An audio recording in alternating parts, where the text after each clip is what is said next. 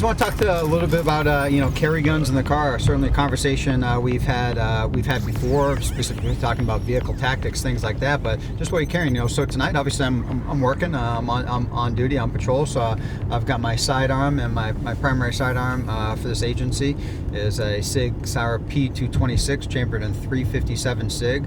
So I've got that loaded up, and I've got the extended magazines in that. So I've got 15 plus 1 in the gun. I've got 2 spare magazines on my belt for an extra 30 rounds of 357 on my belt.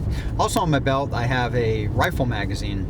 Right behind me to my back right, I've got a patrol rifle, and that rifle is what we call cruiser ready, meaning there's a magazine in the mag well. It's locked in there, the bolt is closed, and there's nothing in the chamber, and the gun's unsafe. So to employ that rifle, basically I have to go through a process of getting it out, but once I do, I'll have to rack one in the chamber, turn my red dot on, put the sling on, and I'm ready to go. Of course, I check that at the beginning of every shift, make sure the light on it works and things like that. Also on my primary sidearm I'm carrying right now, there is a light attached to it as well. I think you folks out there know me as a big believer in redundancy. 1 is none, 2 is 1, and a big believer in a backup gun, not just for duty use, meaning you're acting in a professional capacity carrying a gun, but just everyday Joes out there, for concealed carry, considering a backup gun is not a bad option. So tonight I do have a backup gun on. My typical backup gun for patrol, which is the one I have on tonight, is my 5-shot Smith & Wesson J-frame revolver. So I carry that on my weak side ankle on the inside.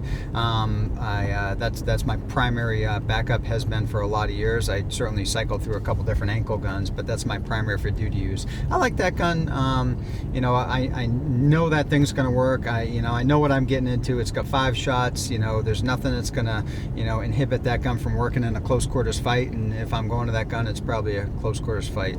As far as accessibility, obviously I train a lot get my primary sidearm out of the holster, and it's a simple movement. We've done it before on videos with E3 Firearms Association. I've done it in classes for years. It basically involves a movement of leaning forward and away from the gun, and that exposes the butt of the gun, and you can get it right out and you can go to work, whether I'm shooting through the windshield, shooting through the side windows, or simply just getting my gun out to bail out of the vehicle, something like that. As far as my ankle gun, I love the ankle gun from a vehicle because it's super accessible. Like right now, I can get that ankle gun out real quick and go to work and get the job done. So that works out pretty good. So ankle gun, just being in a vehicle, is a great option for everyday concealed carry out there in a vehicle.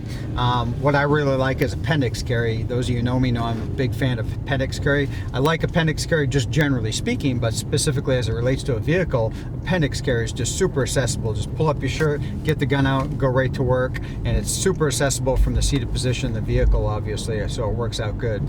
Holsters that aren't going to lend themselves very well to vehicle access is going to be like a small of the back holster, or maybe an inside the waistband holster that's back at your 4 o'clock side. You may find that that's difficult to get to, I should say, unless you're really doing aggressive lean forward and away from your gun to get to it, and we certainly train on it to do it. But in those cases, I've seen folks do it before, and not a bad idea if you have a good secure place to get it. You're going to be in the car for an hour-long drive or something like that. Maybe take it out, put it in another secure location. Maybe it's a holster sleeve or something like that, where it's going to be a little bit more accessible and even maybe a little bit more comfortable as well. So something to think about there. Regardless, what you need to do is you need to practice, because assessing your pistol when you're in a vehicle is certainly challenging, especially if you may have to do that with one hand or something like that. It may be very challenging, so you're definitely going to want to practice getting that gun out.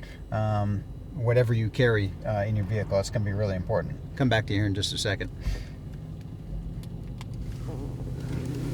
So, bottom line, folks, you're going to want to practice getting your concealed carry gun out from whatever means you carry it when you're in the vehicle, because it's not as easy as it sounds, and that's not one of those things you want to learn on the job, so to speak. I don't want to learn how to get my gun out of my inside the waistband 4 o'clock mounted holster when I need it to save my life, and my primary hand is disabled. I have to do it with my my weak hand, and the car is maybe crushed in a little bit. You've been involved in some type of accident, so you want to practice getting those guns out and really think about how you can access them.